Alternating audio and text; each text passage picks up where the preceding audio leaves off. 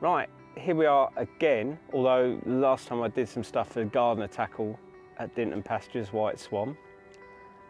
This is now my 5th season. I've got no idea where these years are going, but I'm still here, and I like to call it a bit of a circus because I'm sure we'll get rudely interrupted in this film with passers-by making lots of noise any minute, but we'll do what we can. Last week, or was it the week before, we went, me and the Spiro team, we went to a lake up in Berkshire, and unfortunately it didn't quite go to plan. I'm not saying I can't catch fish at day ticket venues, but it's not my speciality, and there's some absolute weapons, shall we say, out there that are really good at it. Anyway, I'm leading on to say I blanked, and everyone blanked though, so I went on my own. And yeah, so decided to actually talk about fishing here, which is Dinton. So a little bit about where I've come from and how long I've been doing it. I've been carp fishing for, blimey, 35 years, 36, something like that, a long time. Started off in some of the lakes in Surrey, Broadwater, some of the Dorking fisheries, Old Berry Hill, and very young age, got totally addicted to it and sort of progressed up to some of the more infamous lakes like Yateley, the Match Lake, Cops Lake, North Lake, then moved over to the Colne Valley area. All the lakes that are notoriously busy, circuit waters maybe, as you might know them as, there still are. Every lake that you go, there's always a challenge, different types of fish that you're after, but there's always something there. Here, the challenge where I am at the moment, Dinton, is without doubt the toughest I've ever had. It's not just the fish, it's what goes with it. It's because they are arguably the finest fish in the land. Obviously you're going to get the finest anglers in the land going for them, and that's some of the troubles that we're all up against. And at the moment we're in July. We've just had the heat wave.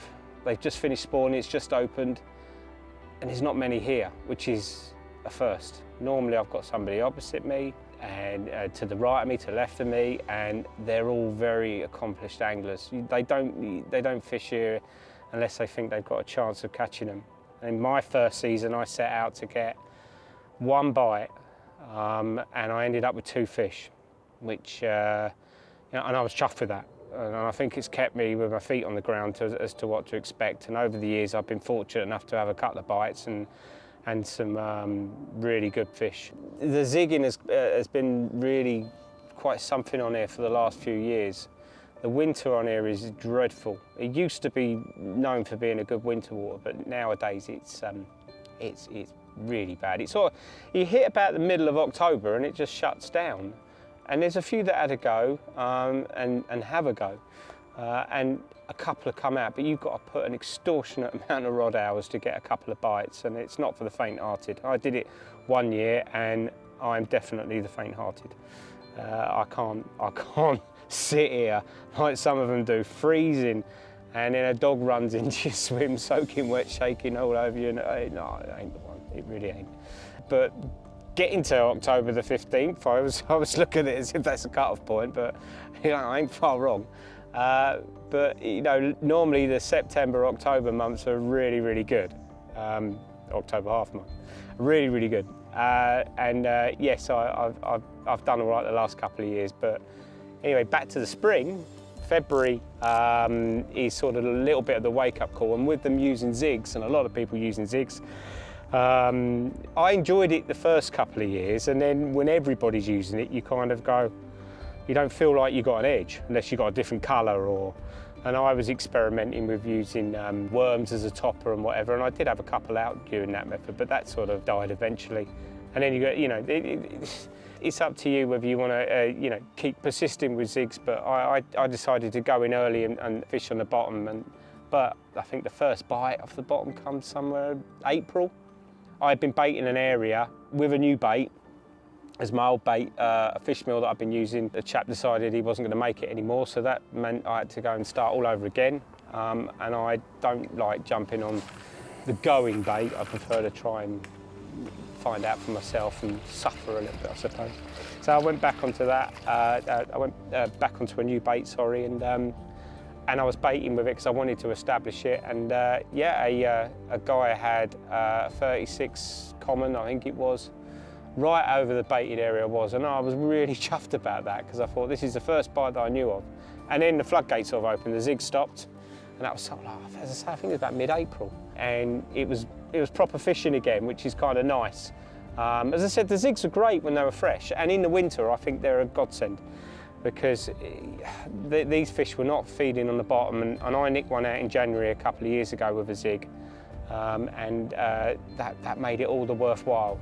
And I could actually see at night a fish coming through the layers, sort of bow waving towards me. It was the most bizarre scene, right on that January evening, and yeah, I had one that night on one. But when everyone's got, you know, when you can get up to about 30 anglers around a lake and they've all got 3 rods with bowstring lines, it's yeah, it soon puts you off a little bit. Back in the spring campaign, when I was here, the one just gone, yeah, there's a few boys catching a couple here and there.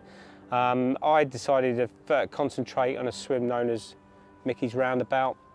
That's not really fished much, I suppose. It was the reason I went in there. I could see over the opposite side. I could see a few that are rolling, and it's funny because I knew other people had seen the fish there, but no one decided to move on it. So I thought, oh, sod this, I'm going to go. So I did, and lo and behold, got some bait into there, just boilie.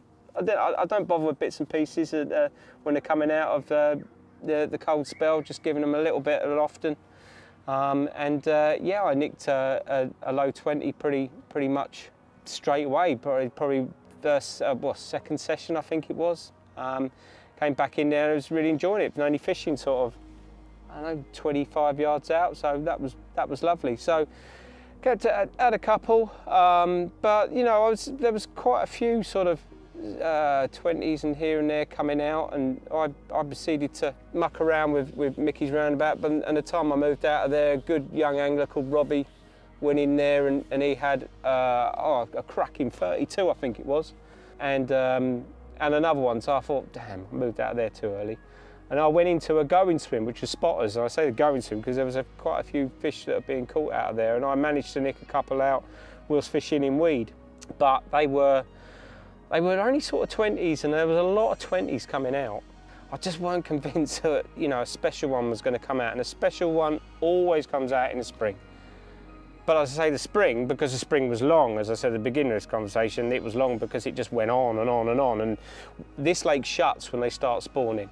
So once they do the first ritual, you've got a month's closure on it. And they did it last year. They didn't start spawning until very late. The lake over there, which is Black Swan, that started early and it sort of closed early May and opened a month after early June.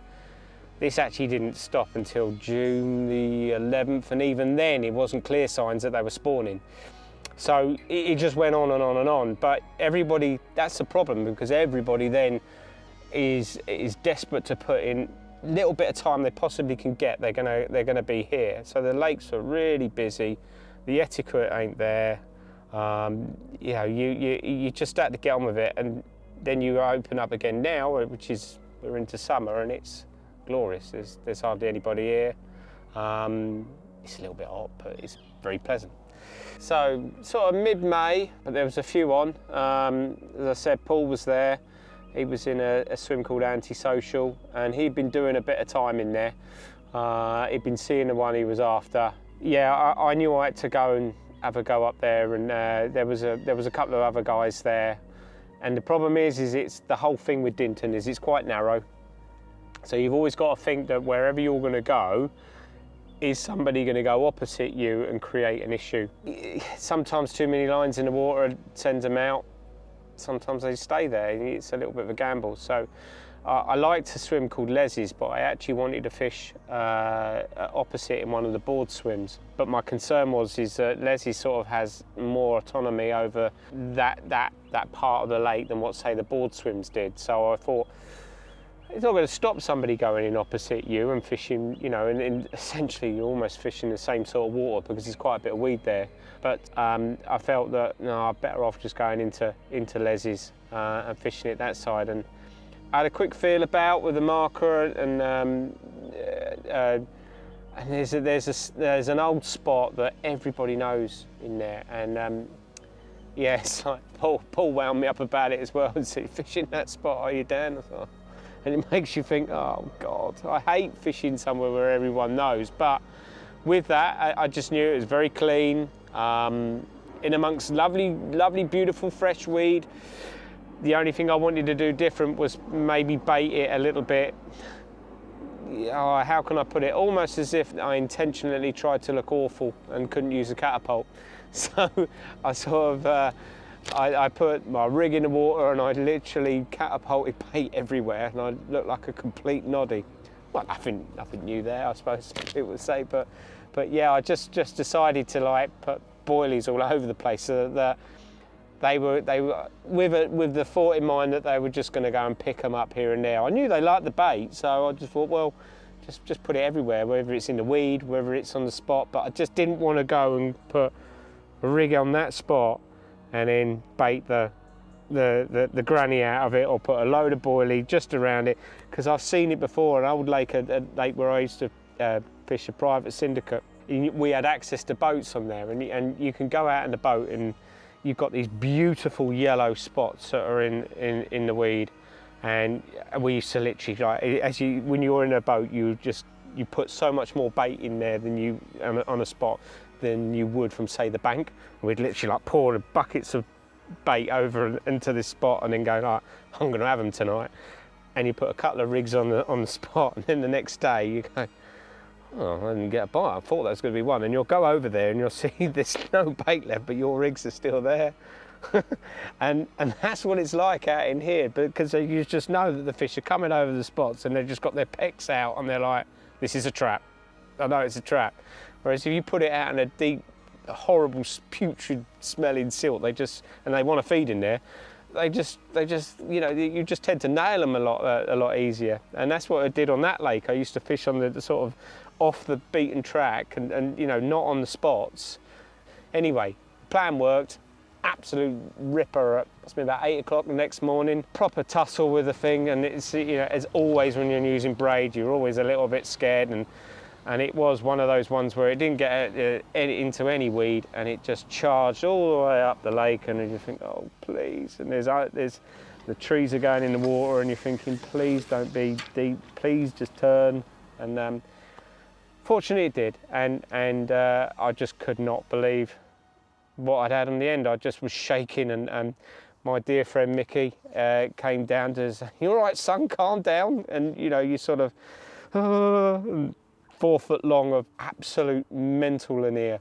It was just incredible sight, and good friends around you to help you out. That's what it's about when you have a proper chunk, and they did. I didn't know what it was. It was one or two. It was either going to be Darren's Lynn or it was going to be the snake.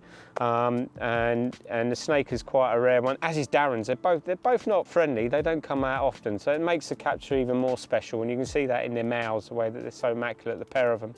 But yeah, it was a snake.